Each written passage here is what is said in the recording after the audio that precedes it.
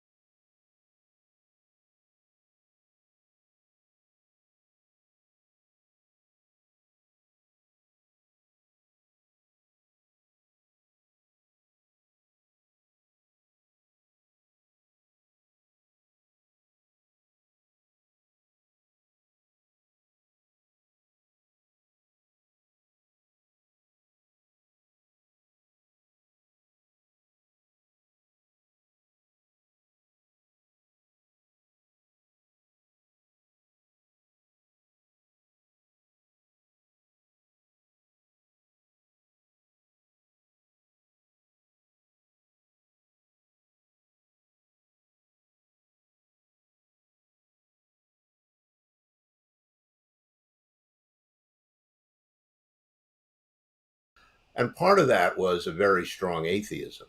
Okay. Communism and atheism go together. And so I never even thought about God. It just was a non-event for me. I mean, I just thought that the possibility of there being a God was just out of the question.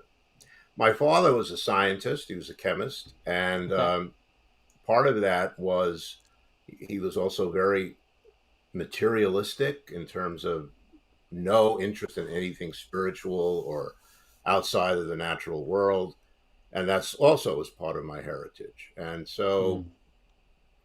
I remained that way through my youth and early adulthood. I was a radical in the 1960s for a while, and then I left.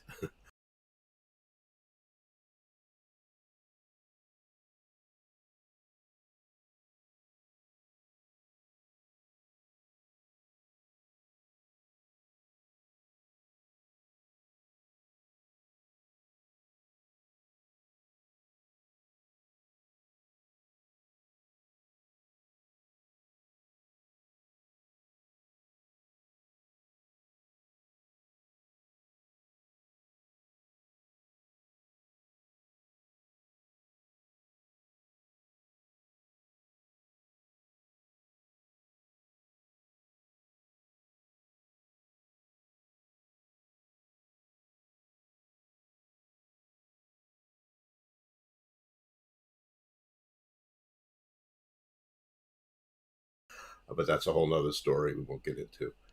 But at some point, I decided that there was something missing in my life. I didn't know what it was. It was some kind of sense of purpose or whatever. And I eventually found that in science. And that worked out quite well for me because I also majored in chemistry, like my dad. Okay, But then I went to biochemistry as a graduate student because I loved life gotcha. and biology.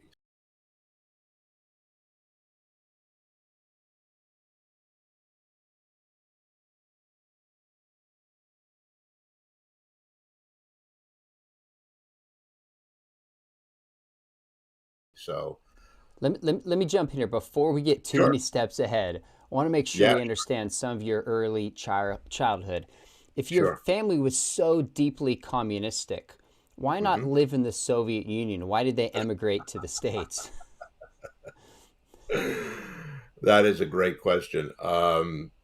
It's it's interesting how few American communists actually went to the Soviet Union, and the few Mm, who did, many of them stayed a few months and fled. The interesting. reality was nothing like the ideal. Let's Okay. put it that way. And they were born in the U.S. My parents were, and the whole idea of the Communist Party, the American Communist Party, was to bring communism to America, as it was in every Mm. other country. Uh, of course, that didn't work, thank God. And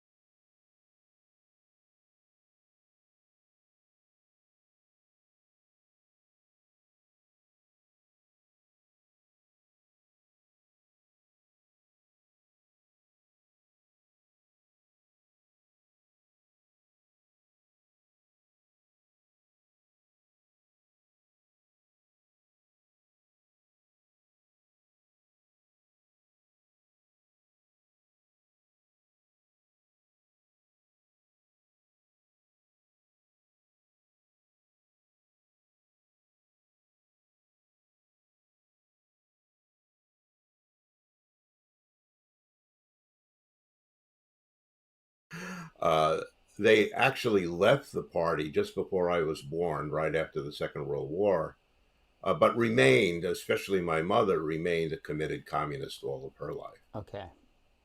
Okay, that makes sense. So, how was religion viewed in your household? As I would say, two ways: false and evil. Oh, okay. So, first of all, religion based on God was completely wrong, false. There couldn't be any such thing. Maybe a few years. And the reason for that was I began to see things among my fellow radicals that I just felt didn't go with my overall worldview of justice and freedom and respect for people. Uh, there was a lot of fascism in in the left-wing radical student movement at that time. Mm. And it wasn't just students, it was other people as well.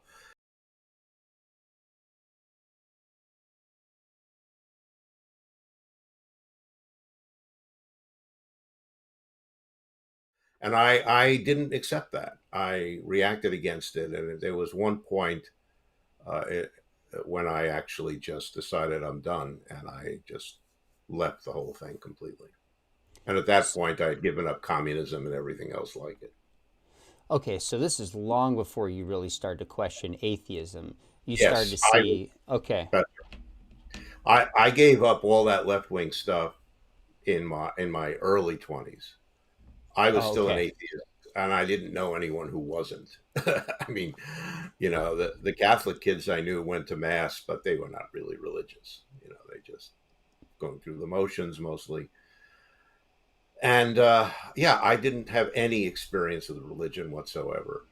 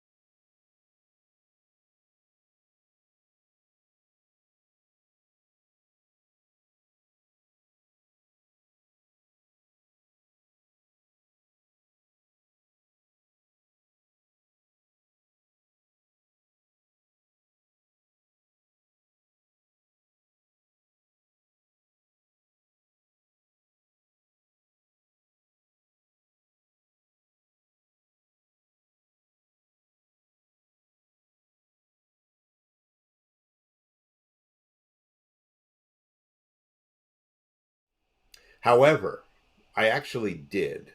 And what I say now is that God was calling me my whole life. I just didn't know, and I wasn't listening. Mm, But there was one experience where I did know for a few minutes. okay. And that was I went to see a movie with my girlfriend, who it turned out was secretly a Christian. I didn't know. She didn't tell anybody. Okay. But she brought me to see a film called The Gospel According to St. Matthew, which was an Italian film with the text being Wow. the text of the gospel, which I'd Mm, never heard of course. And it's a beautiful movie, but what's really special about it is the music. And I happen to be a music major. I went to high okay. school of music and art in New York, and I love music. And the music was extremely evocative.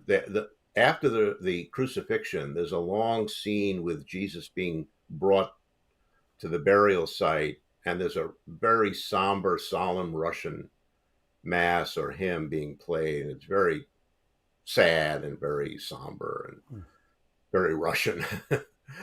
And that goes on until the moment when you see the women at the tomb, and Mary Magdalene looks up and sees the stone rolled back. And at that instant, the music changes from that very deep, slow Russian hymn to this beautiful, joyous, light African hymn called Misaluba.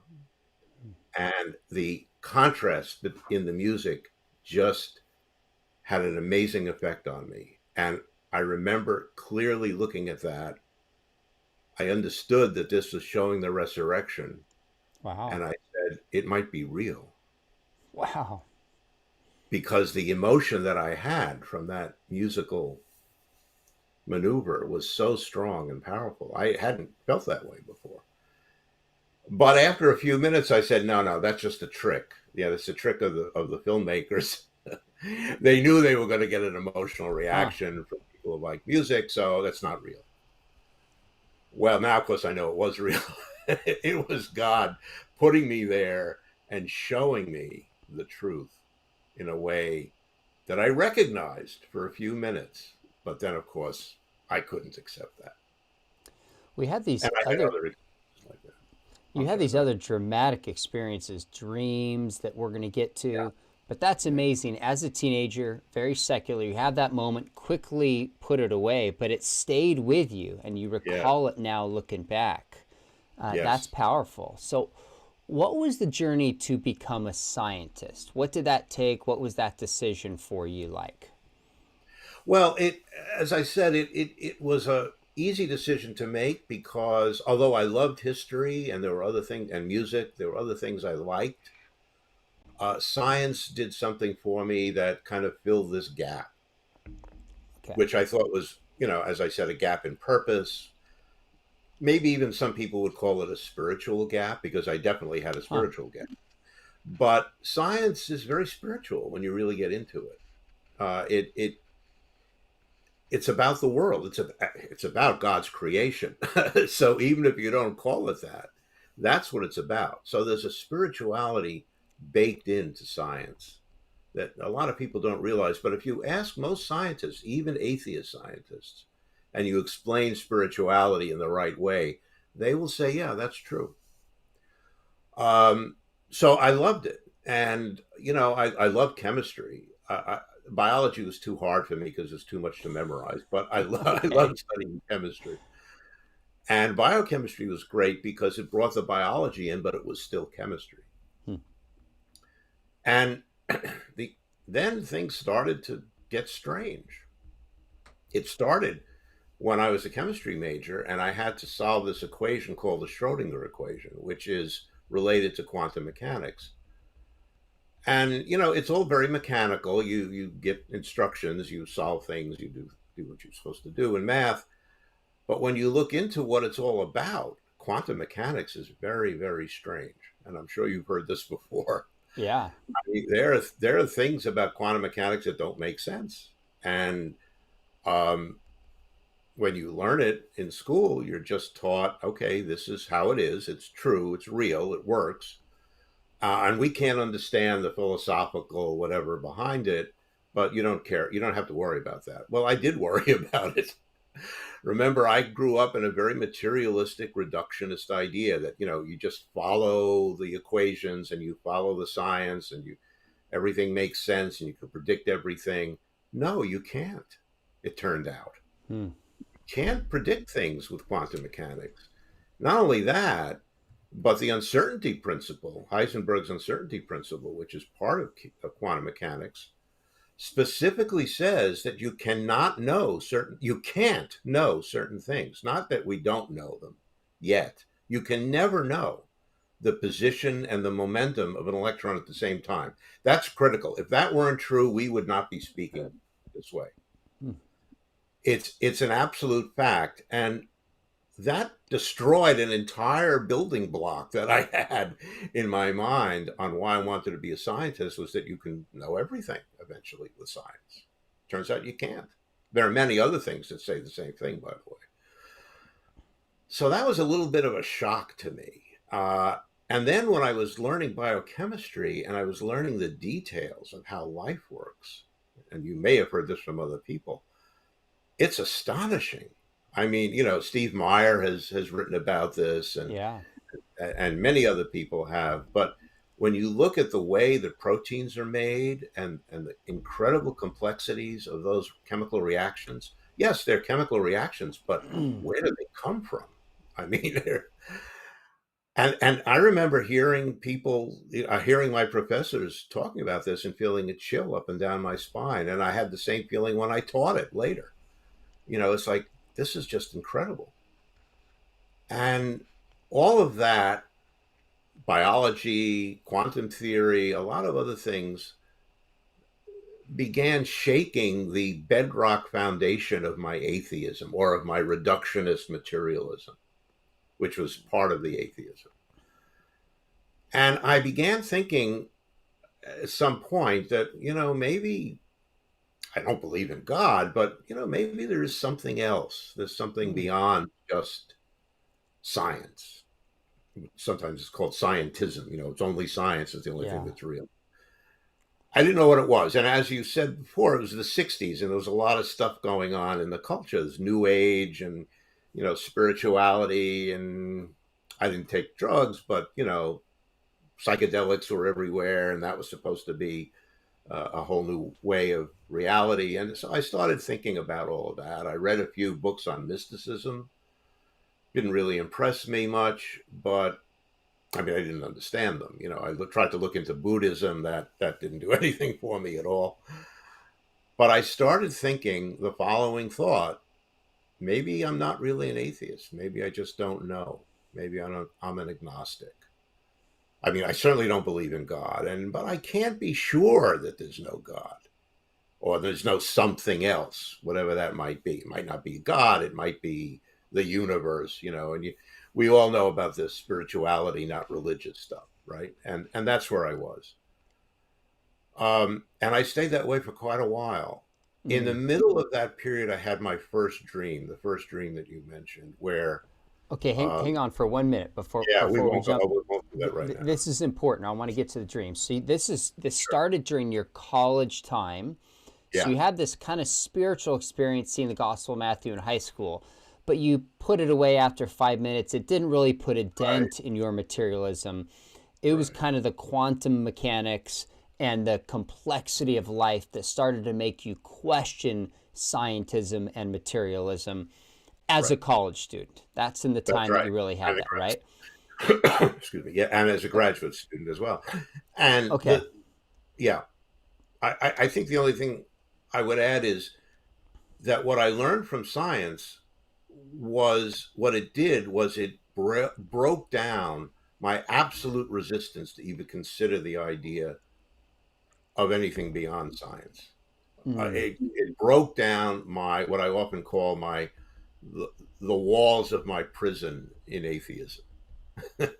Mm. And it didn't break them down completely, but it started cracking them, and they got weak. And I began to see there was something outside, and I didn't know what it was. So it's That's really one of the not a shift in your science. It's more a shift in your philosophy, how you think about science and how you yeah, think about reality. right, Through science, this kind of shift is taking place. exactly.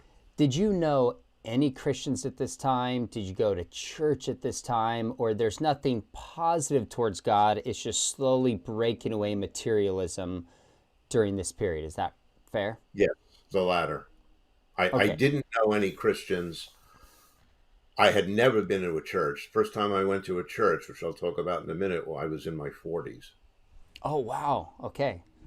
Okay. All right. Any house of worship. So you kind of go from atheism to agnosticism, where you would have at least said, I don't know. I may be open to more. And then you start to move from agnosticism to kind of theism and specifically Christianity. Is that what started with the dream?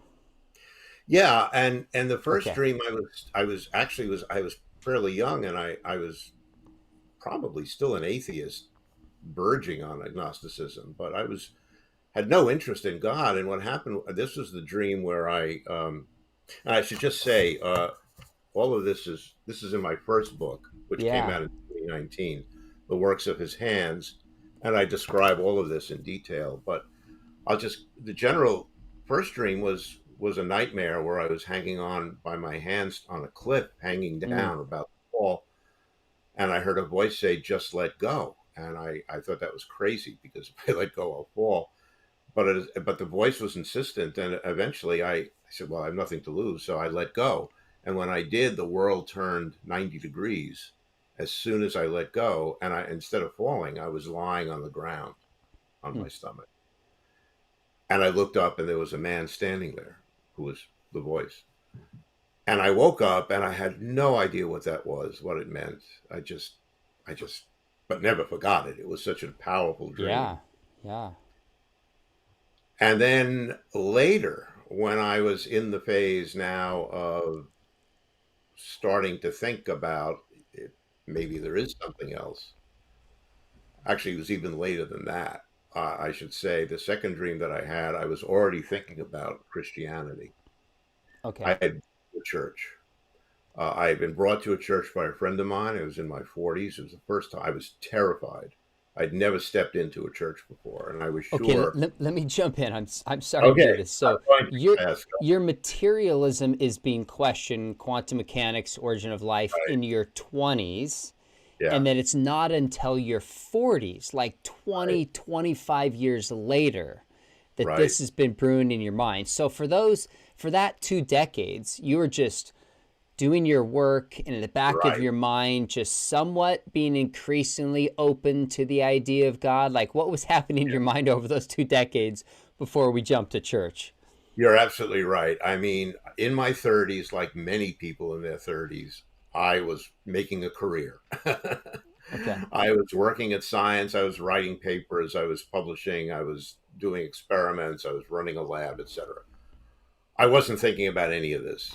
It was, Hmm. I had two kids. There was a lot going on. It was life, and I wasn't thinking about faith or any philosophical issues. I was just trying Okay. to work. Uh, what in my 40s, yeah, had a lot of life changes, and at some point, I met someone who was a Christian, actually Catholic, but and uh, a friend and she brought me, asked if she could bring me to church. Hmm. And I didn't want to, but I thought, well, why not? I'll try it. But I was really scared about it.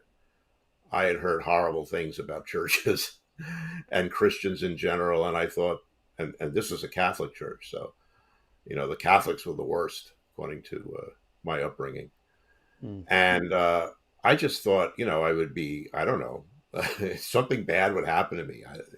I can't remember what I thought then, what I thought at the time, but I was thinking about the Crusades and the insert and the what do you call it, the Inquisition, maybe. Inquisition. Yes, thank you. The Inquisition, and I mean, it sounds extreme, but I didn't know what would happen. It was wonderful. I walked in, nobody said anything to me, and I turned around and said, "Peace of Christ," shook my hand.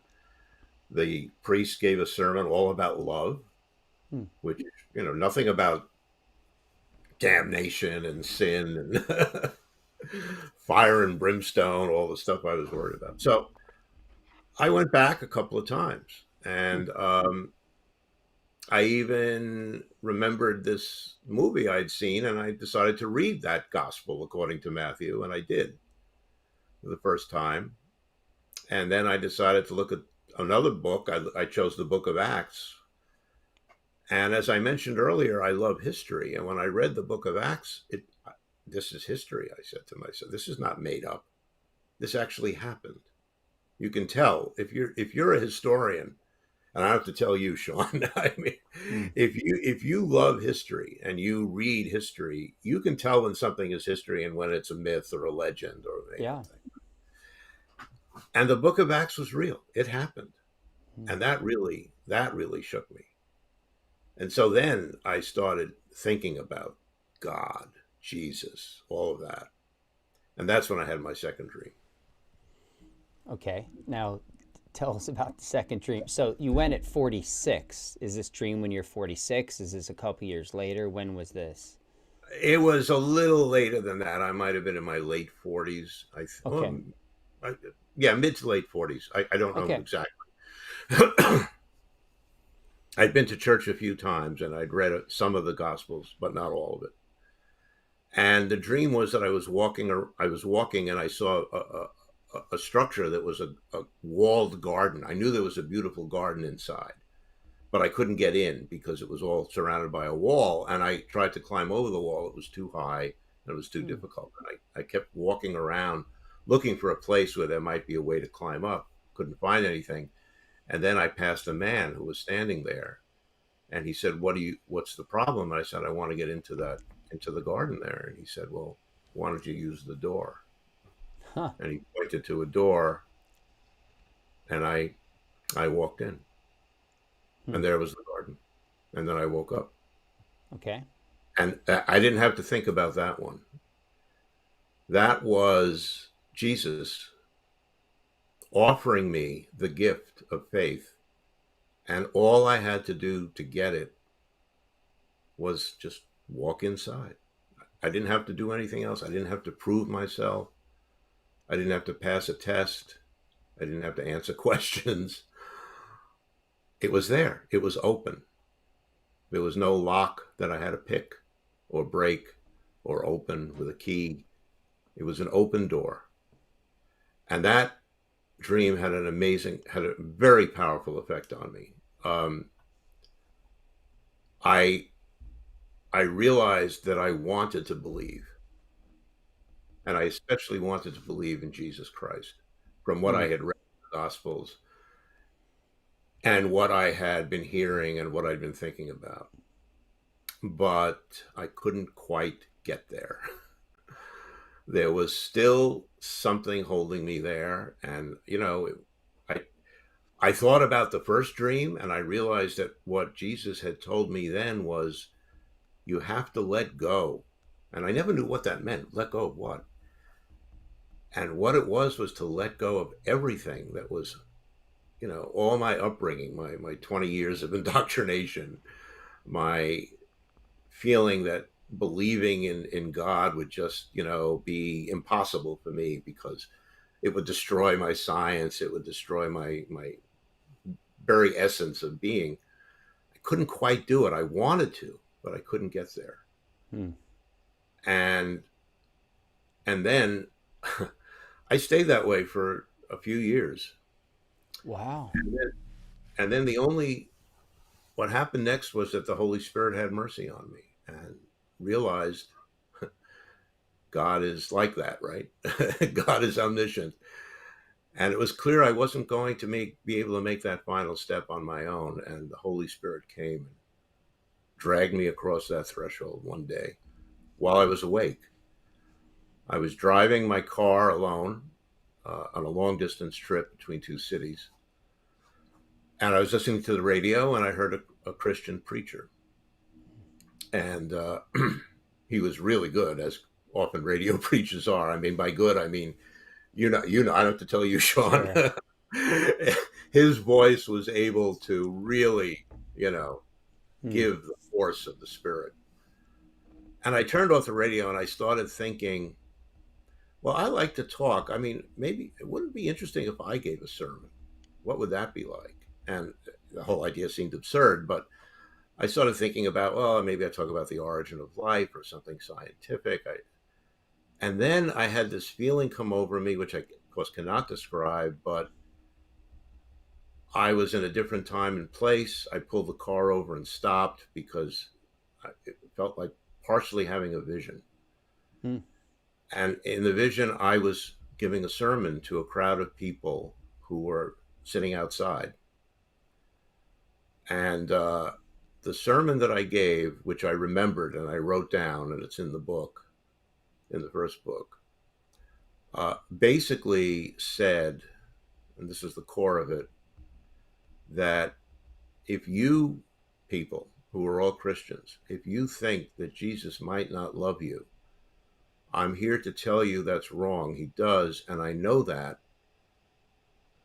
because he loves even me, sinner that I am. I've told this so many times, and I still have trouble.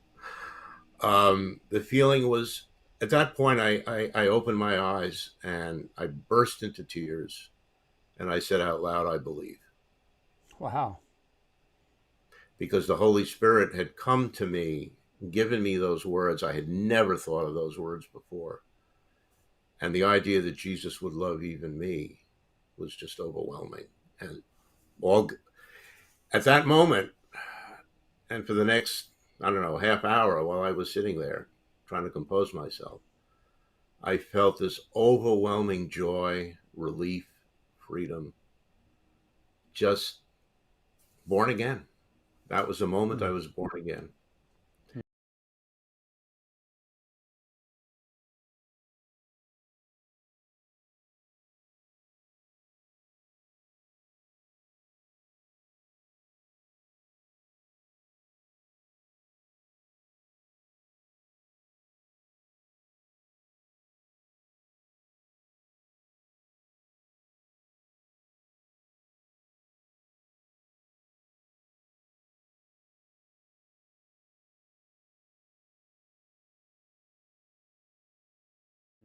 and I've been a believer ever since.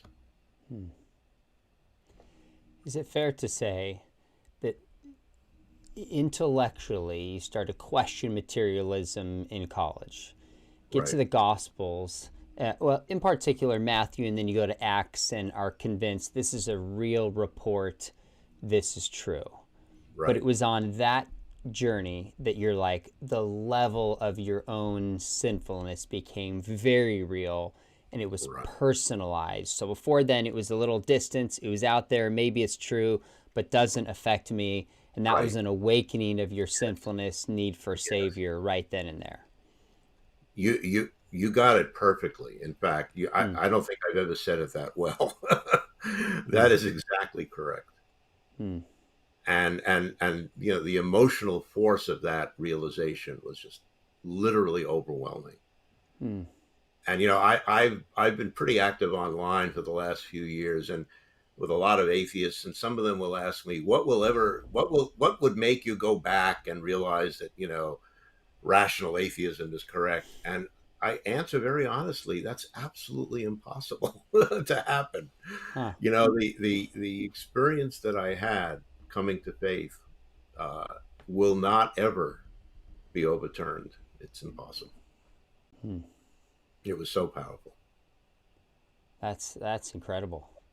That's really incredible. Now you mentioned being married, having a Hmm. couple kids.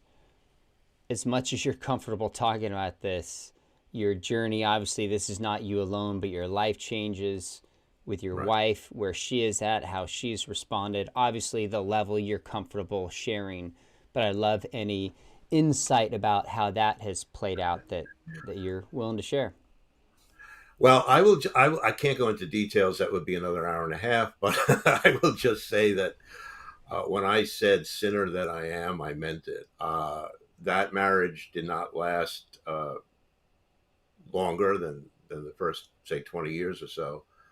Uh, and I remarried, had another child, and I've recently been married. Recently, the last 10 years, for the third time. Hmm. Uh, and you know, my life has been complicated. Let's put it that way: three marriages, two divorces, Sure. three kids, five grandchildren. Hmm. You know, it's been a complex life. I have sinned. I have tried to make up for that in many ways as much as I can. But I think this this coming to faith in Jesus kind of over, overshadows all of that. I mean, I don't downplay, or I don't uh, negate the sinfulness of some of my actions, uh, and you know, I think that that's one of the reasons I'm a Christian. I mean, Hmm. you know, the day I got baptized, and I was in my 60s by the time that happened, because it took me a Oh. long time to find the church and to settle down, and my life was very complicated. I was going back and forth between Europe and the US for about 10 years. But when I eventually did get baptized, uh, and I realized that my sins are washed away, it wasn't just words. It was Hmm. a truly emotional, powerful thing. And I have since then, I have devoted my life to spreading the gospel, spreading the word, and specifically the word about science and faith, because with all this, I never lost one Hmm. speck of my scientific worldview.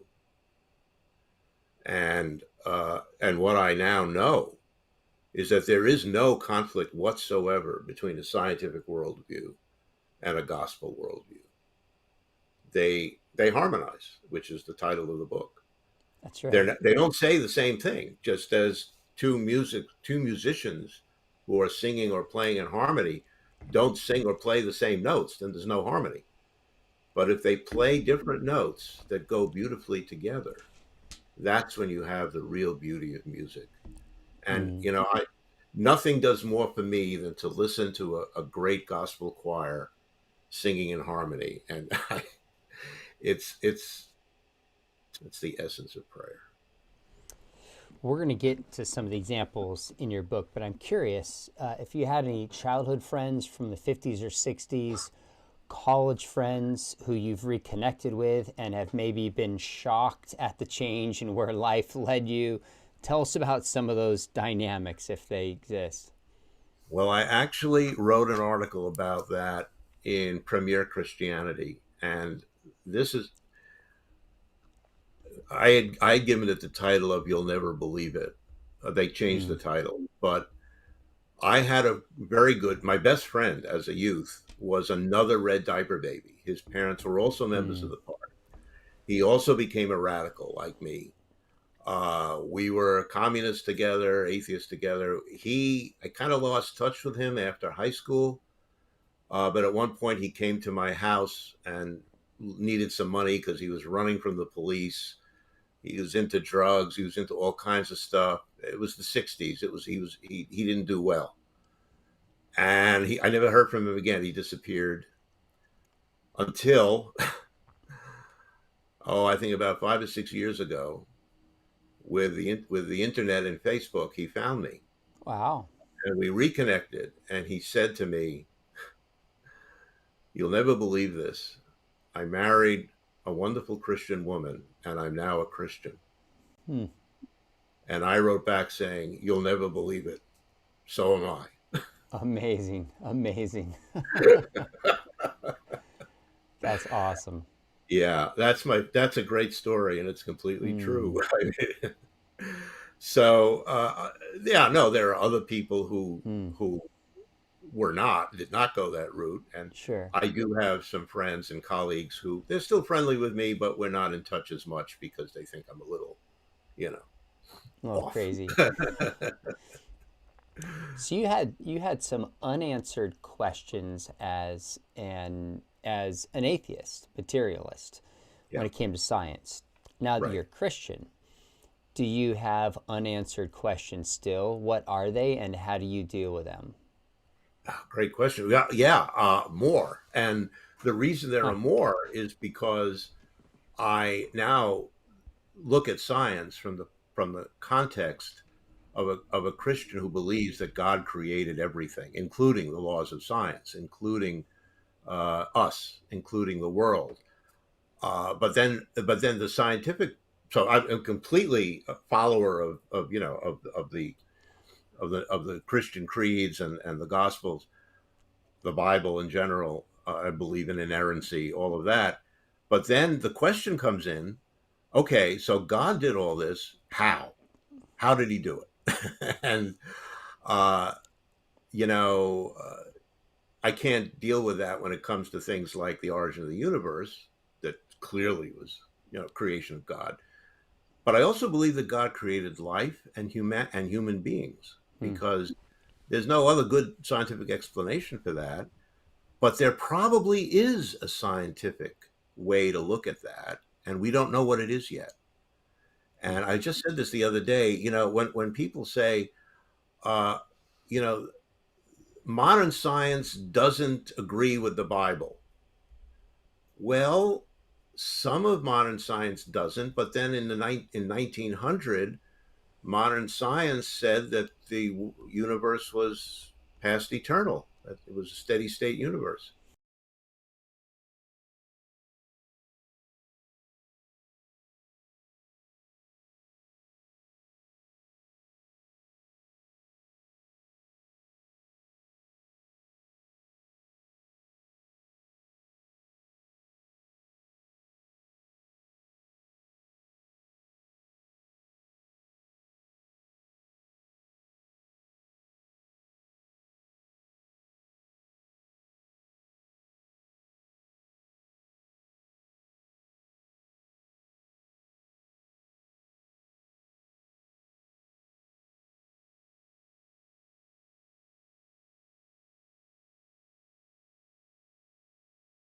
That turned out to be wrong. So which modern science are we talking about? The science of 2024 is not the science of 1900. or 1800 or 2029 or 2050 or into the future. And I believe that we're far from finished with science. And I believe that many of the questions, like how did life originate, which at the moment we have no idea, there will be a scientific answer, but that science will be very different from the science we think of today.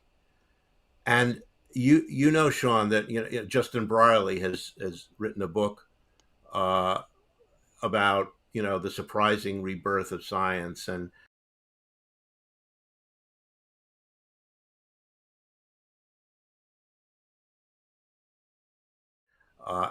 there's another book which actually you did an interview with Alistair McGrath called Yep. "Coming to Faith Through Dawkins," and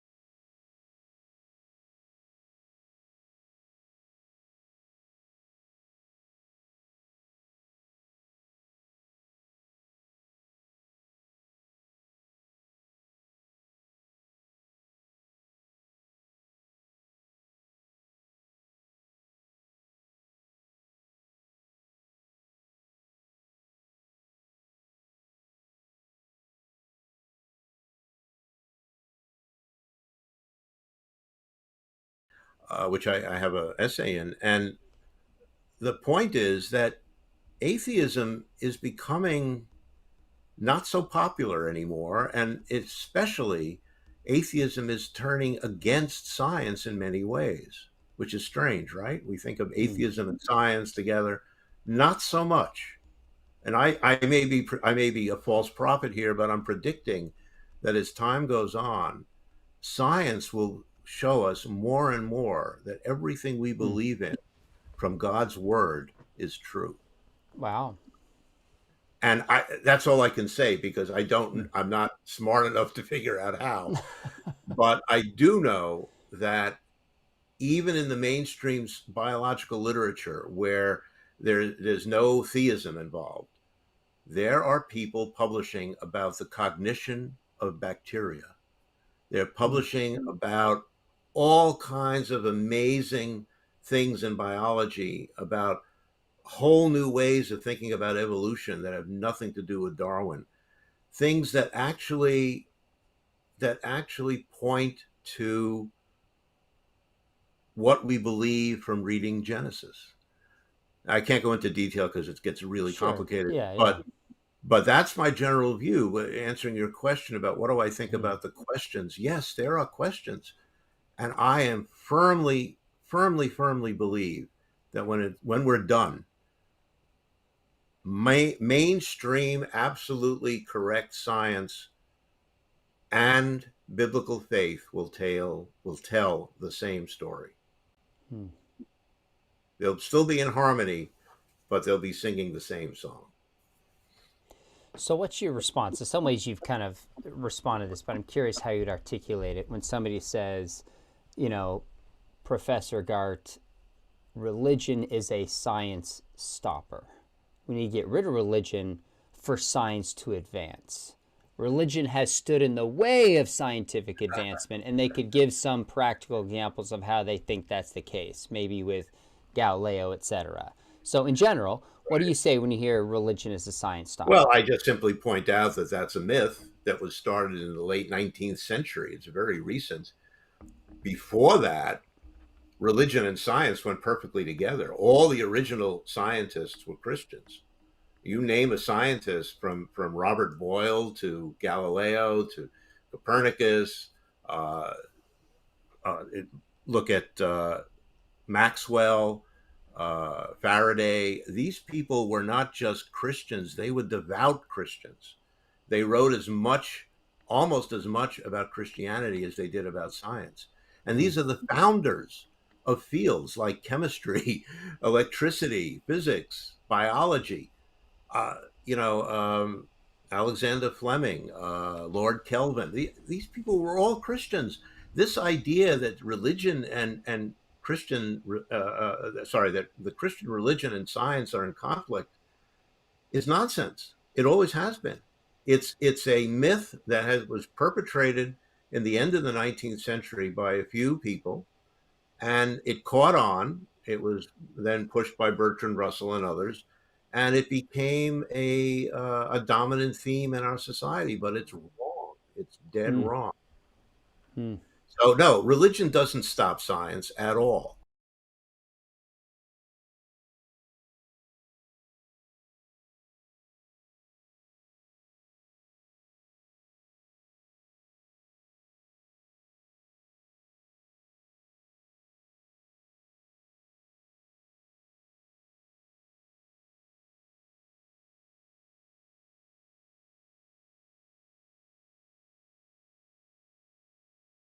And Hmm. the examples that people give are, first of all, many of those are distorted. The Galileo story. There's a great book called Galileo goes to jail. I think it's by someone we know, but the name just went out of my head. I know you know him. I'll think of it. Uh, and there are other books about it, and it's a very different story than the popular version. Yeah, there's another popular story. I've heard this from people like Aaron Ra, who's a smart guy, but I mean, he'll say things like, "Well, religion is responsible for all the wars and deaths in history." I mean, that's just patently. You just have to look at Wikipedia. You don't have to do a lot of research. That's not true. I mean, it's like 6 to 7% Hmm. throughout history of wars were had anything to do with religion at all. Hmm. So, you get a lot of this in this culture, and the new atheism made it even worse, and that's why I think so many people are now taking another look at this idea of militant, strong atheism. It it, Hmm. it doesn't work. So you're formally retired, but you're still publishing papers. You're still doing some scientific work because you love it. But what is it like to just live out your faith? Give us kind of a glimpse. I'm not a scientist of what it looks like for somebody who's so scientific minded to just live out your faith and grow spiritually. What does that look like for you? Well, the main thing it looks like is writing books. So this is the second one. Yeah, it's great. Uh, I've got a third one that I'm writing now, which I'm not Okay. going to talk about. But I hope it will be an interesting one when it comes out. I talk, I give lectures, I go to churches, I talk about this issue all the time. I edit a magazine called God and Nature, which is part Oh, of okay. the American Scientific Affiliation, which I should put a plug in. They are the largest U.S. organization of Christians who work in the sciences. So when somebody says you can't be a scientist to be a Christian, well, there are 3,000 members of that organization who disagree. 3,000. Hmm. Yeah, at least. And all of those people have PhDs in the science. So we're not talking about, online Yeah. types like certain people I won't mention. No, these are real scientists, and uh, so I'm very active in that organization. We're having an annual meeting in Washington D.C., which is near my home, and I'm on the organizing committee for that. I also participate in a local charity. It has nothing to do with science. My wife is the chair of that. We distribute food and funds to Hmm. people in severe need. I'm a very active in my church. I was the lay leader until recently. Okay. So yeah, I'm retired, but all that means is I don't get paid. Fair enough. That's fair enough. Well, let's talk about you mentioned the book, and I Yeah. remember when you contacted me, I was familiar with your story. Read the chapter in the book by Alistair McGrath, and had seen an interview or two, and just loved your voice. And so the theme of science and faith in harmony is just such a refreshing theme. We hear about either they're at odds or they have nothing to do with one another or they're in conflict. But this idea of harmony, I think, is a beautiful metaphor. So tell us what you're getting at with the idea of harmony, and then maybe just one of your favorite examples to give people a sense of what you do in the book. Okay. Yeah. I mean, again, people will say, well, okay, you you have the Bible, which says that God created everything in 6 days, and you know the sun comes too soon or whatever. And science has shown all that's wrong.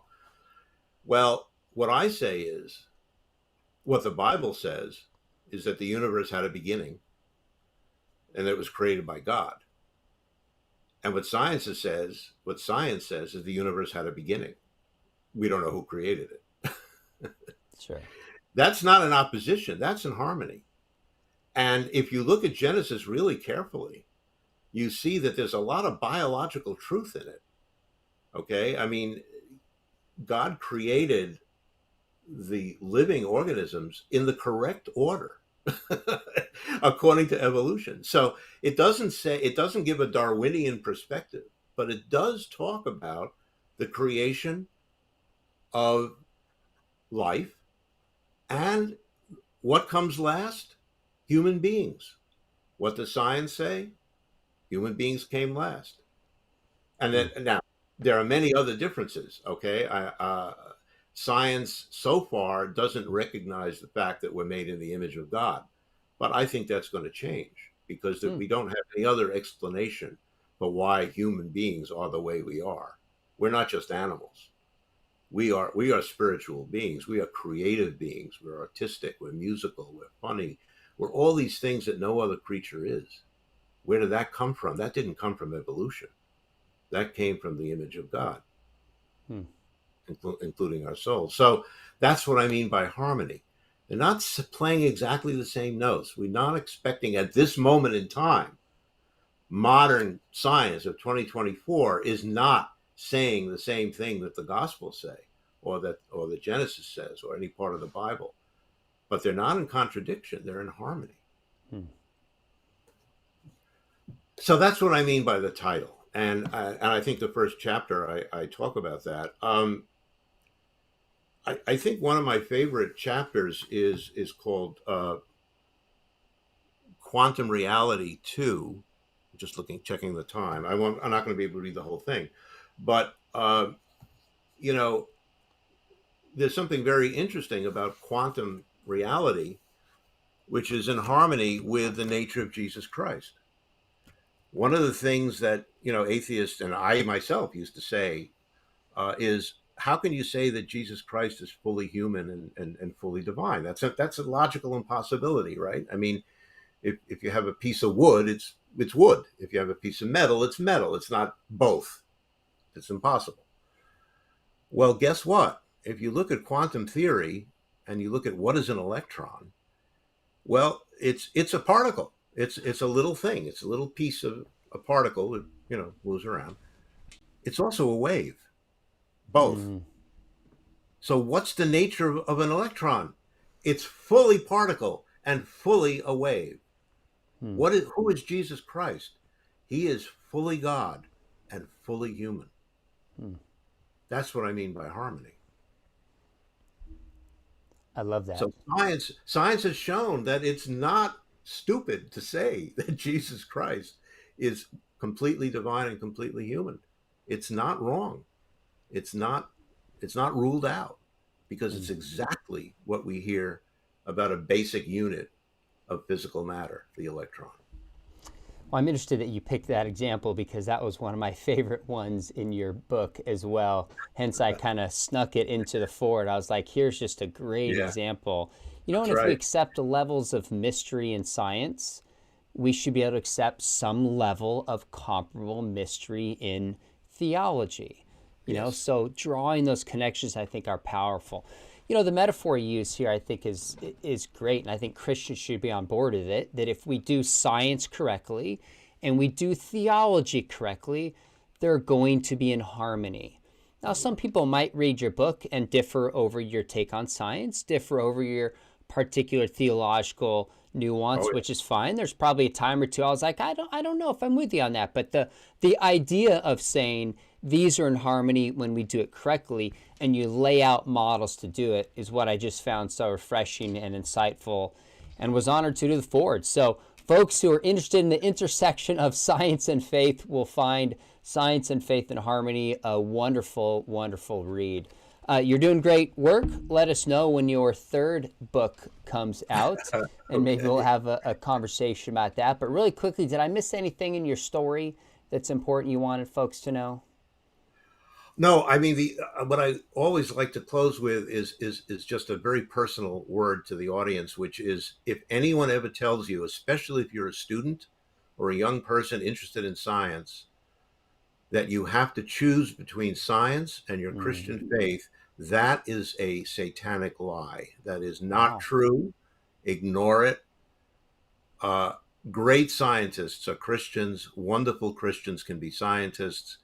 There is no that. Just ignore that. That's a lie that you need to forget about. And I encourage Christians to go into the sciences. That was a mic drop moment people will remember, that's for sure, pulling no punches. In fact, as you may know, here at Biola, we have a master's. I teach in the apologetics program, Right. but we also have a master's as a part of this in science and religion, in which we Oh, explore the scientific side, we explore the theological side. It's an entire, I think it's 37, 39 unit master's,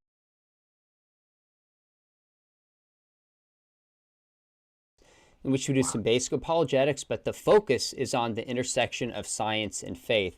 And it's a very unique program. We have folks like Stephen Meyer, who you mentioned earlier, come out and teach classes for us. If anybody's watching this, first off, pick up Seigart's book and explore it.